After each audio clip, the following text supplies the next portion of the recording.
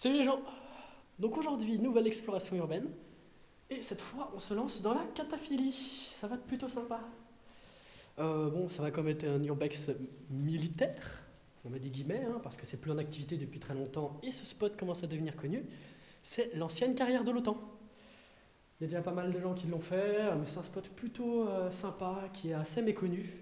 Et je n'ai pas trouvé de bonne vidéo de ce lieu. Du coup, je vais voir si j'arrive à faire un peu mieux que ce qui est déjà fait. Et on va aller découvrir ce spot tout de suite. Mais pour le moment, je suis dans un dédale de galeries. Et on va devoir trouver la chatière qui mène au complexe militaire. Allez, go, on y va.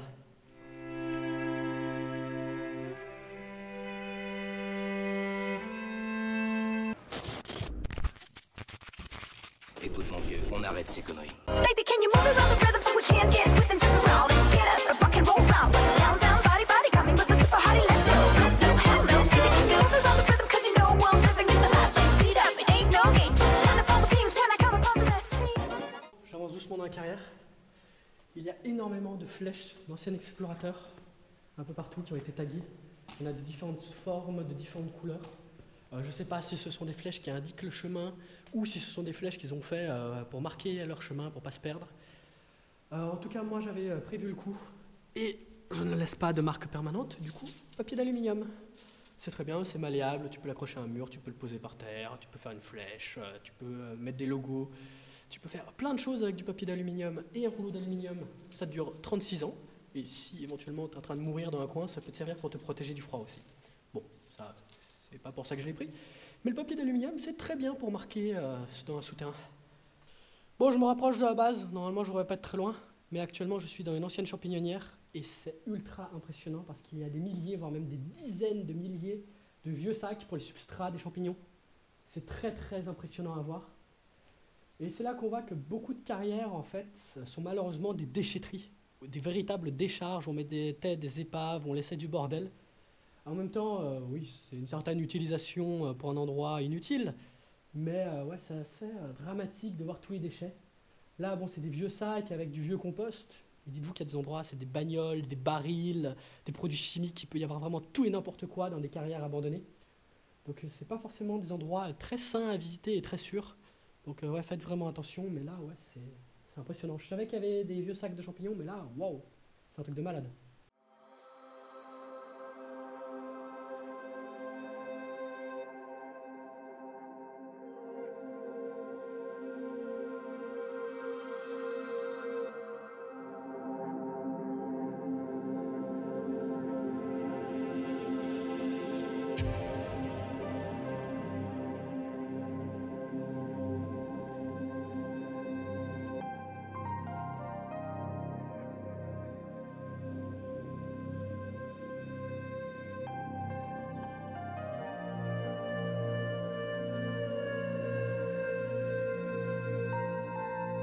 Je sais pas si vous allez le voir sur les images, mais derrière moi, il y a l'entrée de la base militaire.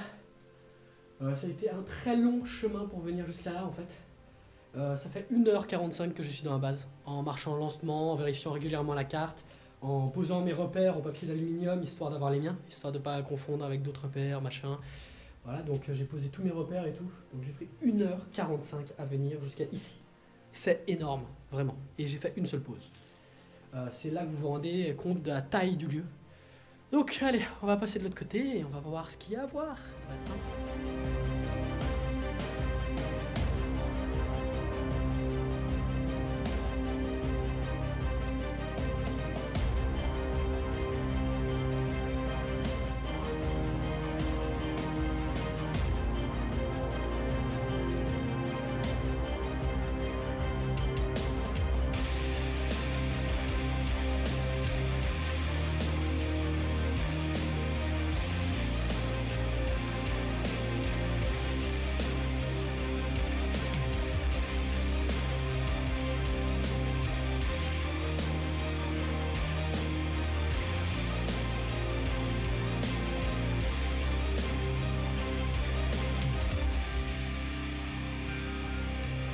Oui les gens, on est officiellement dans la base de l'OTAN. Ça fait 10 minutes, un quart d'heure que je me suis posé.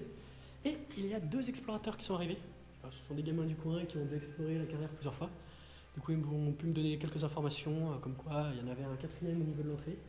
Ils cherchent toujours le 5e, parce que eux aussi ils savent qu'il y en a 5, mais ils savent pas où. Je vais le dire doucement, ils ne doivent pas être très loin. Mais clairement, ils avaient une bombe de tag, et voilà quoi. Donc, bon, encore une preuve que ce sont les jeunes du coin qui viennent grafer et faire des trucs comme ça. Bref, bon, on s'occupe comme on peut, on va dire. Voilà, bon, je ne l'aime pas, bref. Ce ne sont pas vraiment des explorateurs urbains, 100%, c'est vraiment des jeunes du coin qui viennent s'occuper, explorer et tout, c'est sympa.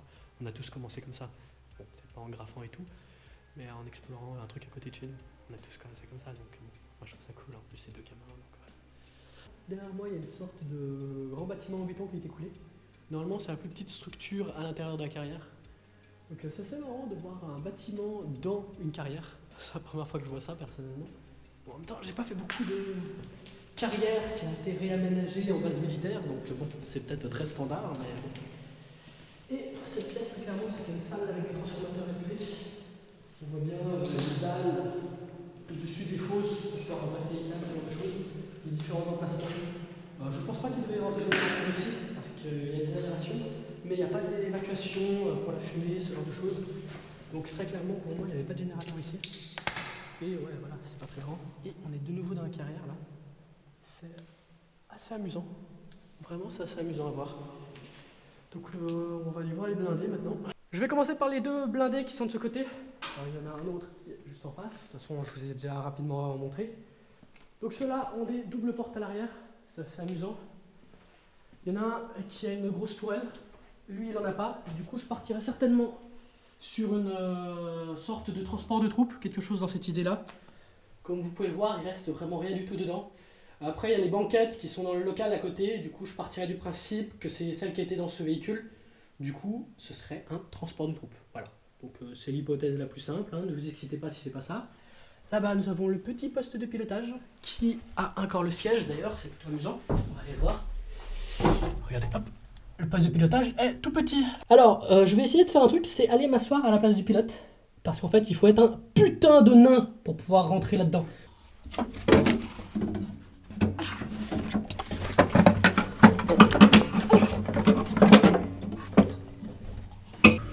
Putain. Bon, je vais aussi m'installer à ce petit poste de pilotage sympa, avec la position la plus ergonomique possible sur l'histoire de la planète Terre, sans rire. Regardez comme il devait piloter. Le mec qui était plus grand que moi, plus que 1m75, il pouvait pas piloter ce véhicule, c'est pas possible autrement quoi. Parce que là, déjà le volant il devait être là, donc ça veut dire que j'ai déjà les genoux quasiment au niveau du volant quoi. Avec le petit levier de vitesse. Il est où l'embrayage là-dessus ? Ouais, bah, de toute façon, il y a tout qui est bloqué, donc ça sert à rien de savoir où est l'embrayage. Ouais, le levier de vitesse, mon gars, bitoire, mais. Et au niveau de visibilité et des angles morts, c'est très simple. Le véhicule est un angle mort. Il n'y a pas d'autre explication, c'est très simple. Tu peux pas voir à droite, tu peux pas voir à gauche, t'as pas de rétroviseur, t'as pas de caméra de recul, t'as une mini trappe en temps normal pour pouvoir voir devant et à peu près à droite et à gauche. En gros, s'il y a quelque chose à droite ou à gauche, tu t'en bats les couilles, t'as un blindé, tu lui roules dessus. C'est exactement ça dans l'idée. Et en temps de combat, vous aviez ces trois supports là qui permettaient de mettre des mini périscopes. Je sais pas vraiment si c'est le nom, mais en gros c'était deux miroirs qui permettaient de voir l'extérieur et de conserver le blindage. Justement pour éviter que s'il y a un sniper, un tir de mitrailleuse, que le pilote se prenne une putain de bastos dans le crâne.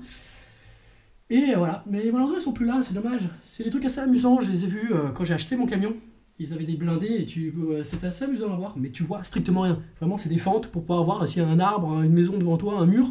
Mais s'il y a une voiture, quelque chose, tu la vois pas. Je te garantis, tu le roules dessus directement. Et regardez à quoi ça ressemble les ouvertures qu'avait le chauffeur. Ouais, il avait la plus mauvaise visibilité de l'histoire de l'humanité. Là, petit 6x6, avec une tourelle qui semble vraiment orientée principalement vers le ciel. Donc je dirais que c'était peut-être un véhicule anti-avion, une DCA. C'est des hypothèses, calmez-vous dans les commentaires. Hein. Si je me trompe, vous me le dites calmement, tout va bien. Donc on est à l'intérieur de ce petit véhicule. Bon, pareil que l'autre, on a le poste de pilotage là-bas qui est fait pour un nain. Le moteur sous le cul du pilote, qui apparemment sera un 4 cylindres, comme il y a 4 sorties d'échappement. Certainement un 4 cylindres en ligne. Là, petit poste de travail pour un opérateur. Peut-être opérateur radio, ou le gars qui prenait les ordres pour le tir, ou je sais pas. Vraiment, c'est peut-être un petit poste de commandement. Je partirais plus sur une DCA perso, mais voilà. Vous me le direz dans les commentaires si vous savez ce que c'est quoi exactement. Voilà. Et au niveau de la tourelle, donc petite poignée qui est bloquée malheureusement, qui permettait de faire tourner la tourelle avec une crémaillère, donc entièrement manuel. C'est assez marrant. Ça, je présume que ça doit être pour un levier de tir, pour actionner la gâchette de la mitrailleuse. J'extrapole, calmez-vous. Pareil, petit mécanisme pour pouvoir lever la tourelle, pour régler l'angle. Et sur tout le tour, nous avons des petites vitres, regardez. Certainement des petites vitres blindées. Je crois qu'elles ont des petits volets à l'extérieur, donc pour pouvoir se protéger. Parce qu'un tir de mitrailleuse, je vous garantis que ça passe à travers assez vite, même si c'est du vitre par balle et compagnie. Bon, ça fait un bon moment que je traîne ici. Mais bon, les 3 véhicules, ils valaient la peine, j'ai fait plein de plans de coupe et tout, c'était génial. Et une chose que j'ai remarqué qui est plutôt amusante, c'est que les pneus ne sont pas à plat. Je pense qu'il y a une raison très simple à cela, c'est que ça doit être des pneus pleins. Donc 100% caoutchouc, ou peut-être avec un matériau dedans. Je connais pas assez les techniques de l'époque, parce qu'actuellement il en existe plusieurs en plus. Et ce véhicule avait 2 moteurs, avec 4 cylindres en ligne, si je dis pas de conneries. De toute façon, 4 injecteurs, donc ça doit être ça. Et ce petit 6.6 était un véhicule amphibie, comme vous pouvez le voir. Petite turbine / hélice pour pouvoir avancer dans l'eau. Donc ouais, c'est plutôt amusant. Avec la tourelle et ce faux canon. Enculé de tes morts. La politesse. Ah, ok. C'est une protection du canon qu'on a par terre. Ça fait 15 fois que je passe ici et j'ai pas fait attention. Bravo le Max. Bref, donc ouais, ce canon, très clairement, c'est juste un tube qui a dû être trouvé dans le secteur. Bon, ça, de façon petit effet pour des photos, pour des vidéos. Voilà, donc c'est plutôt sympa. Mais bon, ce n'est pas une pièce d'origine. Là, nous avons la trappe pour le conducteur qui est ouverte, avec de nouveau les petits emplacements pour les mini périscopes. C'est plutôt marrant. Bon, elle est bloquée évidemment. Mais là aussi, vous en avez une. Donc normalement, en configuration normale, vous roulez comme ça, avec une bonne visibilité, et ensuite vous fermez. Et voilà. Bon, de toute façon, je vous ai déjà expliqué ça. On va rentrer dans la tourelle, c'est plutôt marrant. Ah oui, regardez. Ça, c'est l'accès par où tout l'équipage doit grimper normalement. C'est pas un truc de malade. La porte est minuscule, il crée une chatière. Allez, on grimpe. Oh, Papy Max. Oh. Oh, je me fais vieux, mon arthrite. Oh. Oh. Ouais, non, je déconne. En fait, hier, j'étais à la manif de l'acte 4 des Gilets jaunes. Je sais pas si j'ai sorti la vidéo, mais si elle est sortie, vous avez dû la voir sur ma chaîne. Bref, on s'en bat les couilles. Et je suis littéralement pété en deux, à force d'avoir couru comme un lapin, comme on n'arrêtait pas de se faire charger sans raison par les CRS. Et du coup, j'ai les jambes brisées en 19, vous imaginez même pas. Et moi, je viens marcher plusieurs kilomètres dans une putain de carrière abandonnée. Oh, est-ce que je ferais pas pour vous, les gens? Et aussi pour ma gueule. Qu'est-ce que je kiffe explorer ce genre de saloperie. Allez, on rentre. Bon, actuellement, on est dans la tourelle. Donc, vous voyez que c'est pas très grand, c'est tout petit. J'écarte les bras, je touche les deux côtés. Je suis pas très grand. Et déjà, vous voyez que ma tête touche. Bon, je suis pas sur un siège, je suis entre les deux. Normalement, les sièges doivent être un peu rabaissés, mais là, ils sont au même niveau, donc on s'en fout un peu. Nous avons la petite poignée qui servait à faire tourner. Regardez. Oui, c'est trop bien. On s'amuse comme des fous. Oui, j'ai 2 ans d'âge mental, je vous l'ai déjà dit. Là, nous avons un petit boîtier de verrouillage avec une clé. Donc peut-être une sécurité électronique pour pas que quelqu'un puisse voler le tank et faire mémuse avec. C'est une hypothèse, calmez-vous également. Hein. Petite récupération des douilles, parce qu'ici c'était l'emplacement du canon avec la culasse, tout le système de tir était là. Le fameux tuyau qui a été mis façon tourelle, voilà, bref, on s'en fout. C'est sympa de l'avoir. Là, nous avons le petit support pour les munitions qui alimentait l'arme comme ça devait être des chaînes de munitions. Ça devait être très très amusant à recharger d'ailleurs, vu l'emplacement où c'est, parce qu'une chaîne de balles, c'est très très rigide. Donc je pense qu'il devait bien se faire chier à remplir les munitions. Là, poste de tir normalement. Là, réglage de la tourelle, du canon, plus exactement, qui devait être hydraulique. On voit bien des tuyaux, tout ça. Et du coup, ça ne fonctionne plus du tout, parce que le liquide hydraulique a dû être vidangé. Mais ouais, et sinon, la tourelle, elle tourne encore, c'est génial. J'adore. Oui. Et nous arrivons au niveau du poste de pilotage. Bon, je ne veux pas descendre parce qu'en fait, il n'y a rien à voir. Tout a été destroy, il n'y a plus rien, voilà. Et voilà. De nouveau, bon, celui-là, il est un peu plus grand, ce poste de pilotage, c'est plus sympa déjà. Et nous avons plein de bougies qui traînent.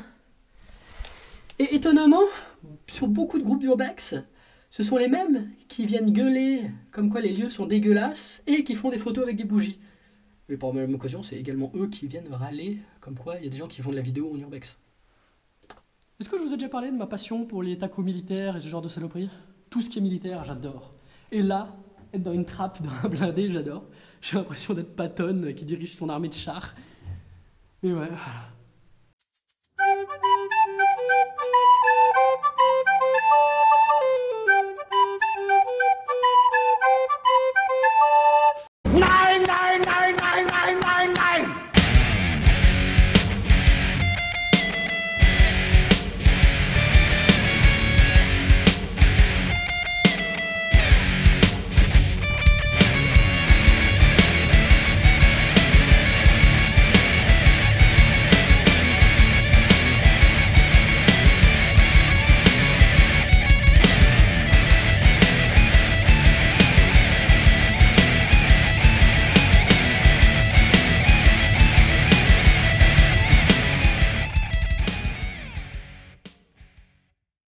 Une petite chose amusante, c'est qu'en fait ici, bon déjà il y a ce câble à la con qui descend du ciel, et en fait il y a un puits qui descend de la surface.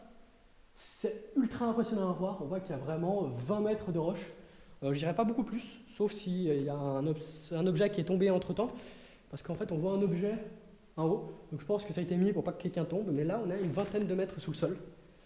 C'est assez impressionnant, parce qu'en fait tu perds toute notion de la réalité ici. Tu vois pas le temps passer. Tu sais pas quelle épaisseur il y a au-dessus de toi, tu sais pas trop où tu vas, parce que tout se ressemble, entre guillemets. Heureusement que c'est graffé, parce que sinon il n'y aurait vraiment aucun repère. Nous sommes au niveau d'un ensemble de locaux techniques. Je ne pourrais pas dire à quoi ils servaient, mais étant donné que les deux autres, ils étaient très clairement typés électriques, je dirais que c'était peut-être pour filtrer et pomper l'eau pour que la base soit autonome, ou éventuellement des locaux de filtration d'air, ventilation de la base.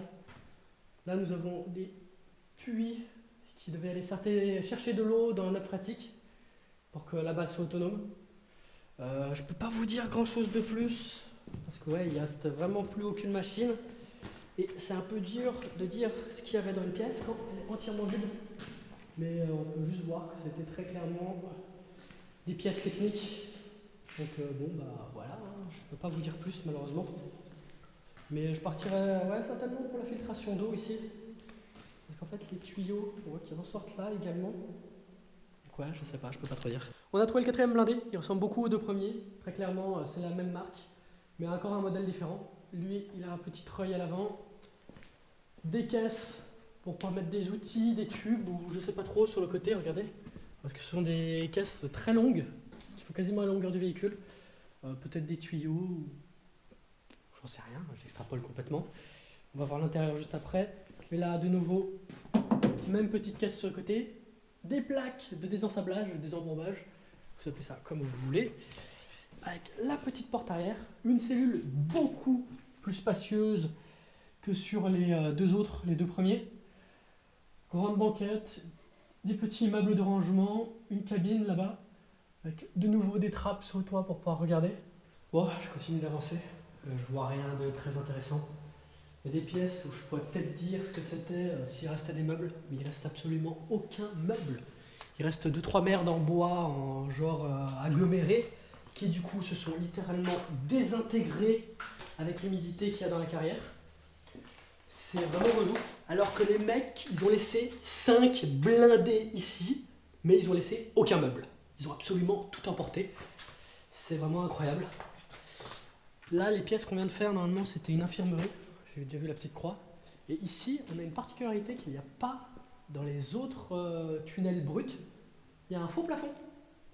Si quelqu'un arrive à m'expliquer pourquoi il y a un faux plafond ici et pas ailleurs, je suis preneur. Parce que là, je comprends pas. Bon, nous sommes dans les latrines. Et là, ce ne sont pas des toilettes à la turque. Donc, celles que j'ai vues avant, c'était peut-être des toilettes pour les ateliers où il y avait les camions, des choses comme ça. Pour ne pas avoir besoin de traverser les 3/4 de la base. Ça c'est marrant, c'est moins cassé de ce côté. Mais bon, bref, il n'y a vraiment rien à voir, c'est relou quoi. Donc là, très clairement, on devait être dans du casernement, je pense. Étant donné qu'il y a des toilettes. Petite pièce. Ah, accès B, qu'est-ce que c'est? Oh putain, encore des galeries. Voilà, quand je vous dis que c'est totalement immense, ce n'est pas exagéré. Il y a beaucoup trop de choses à voir, c'est beaucoup trop grand. En plus, il y a des zones aménagées, il y a des zones pas aménagées, c'est grave chelou. Mais voilà. Donc ouais, ici je partirais sur du casernement apparemment. Donc petite chambre, des toilettes. Est-ce qu'il y a des douches quelque part par hasard? Oh putain, c'est beaucoup trop grand. C'est beaucoup trop grand. Encore. Heureusement, il n'y a plus les portes, donc je peux pas voir ce qui est écrit dessus, quoi. Alors que normalement, ouais, je peux regarder dessus, ça me permet de m'aider. Donc, une petite salle d'eau, il y a une évacuation. Ouais, je fais vraiment des visites express parce que je sais pas. Voilà, quoi. Je vais pas tarder à partir d'ailleurs, je pense.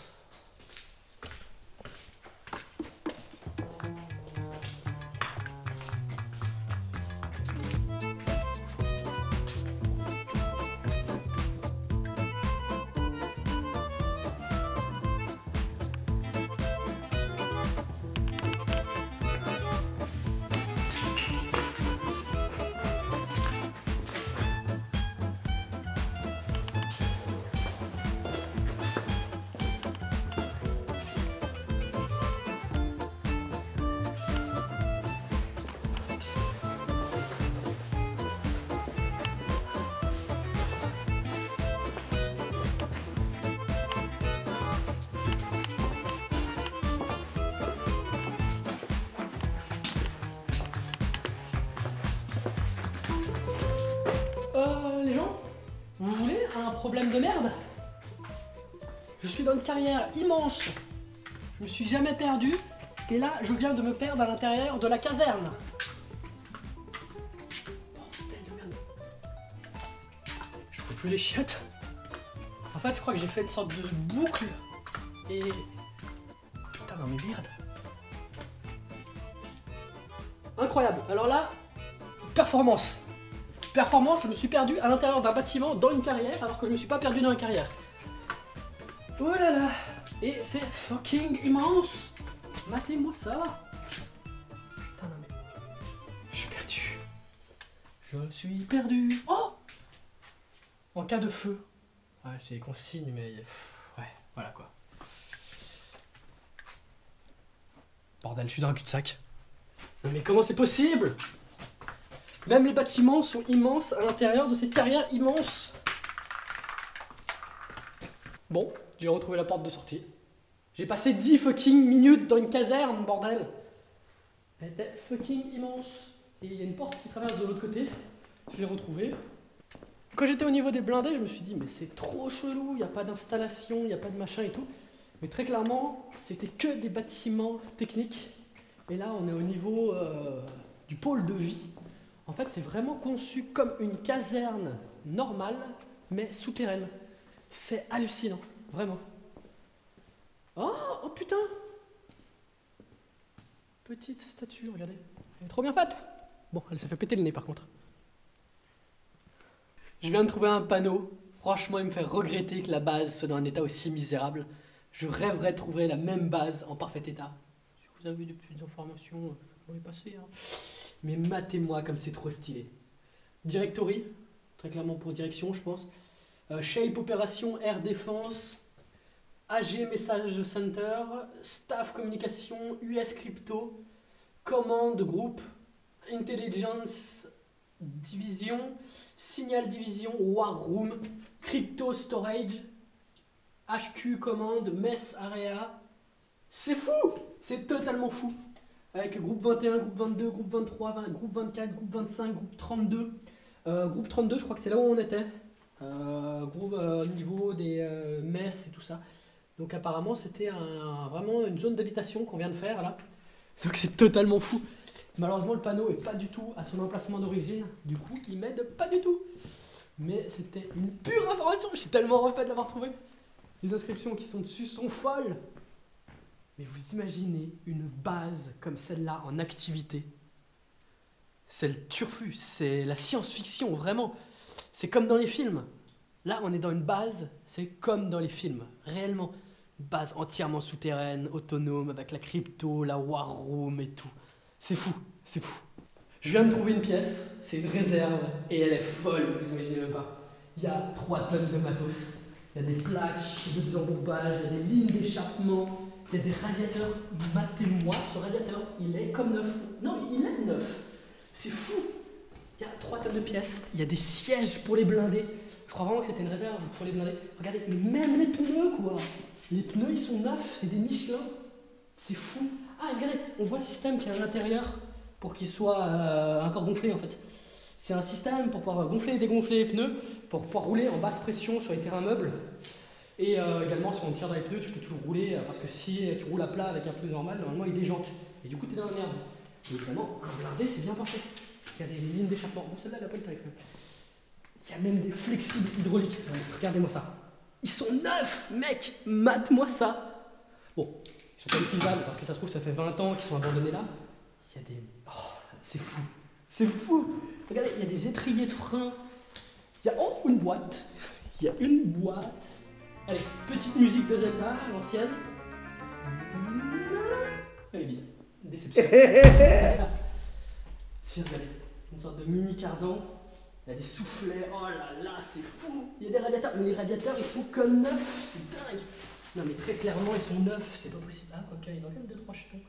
Bon, c'est peut-être dû au stockage et les gens qui les ont manipulés. Il y a une colonne de direction, mec. Il y a une putain de colonne de direction. C'est fou. C'est vraiment fou, ils exagèrent pas. Putain, d'autres flexibles hydrauliques. Et très clairement, ils sont neufs, quoi.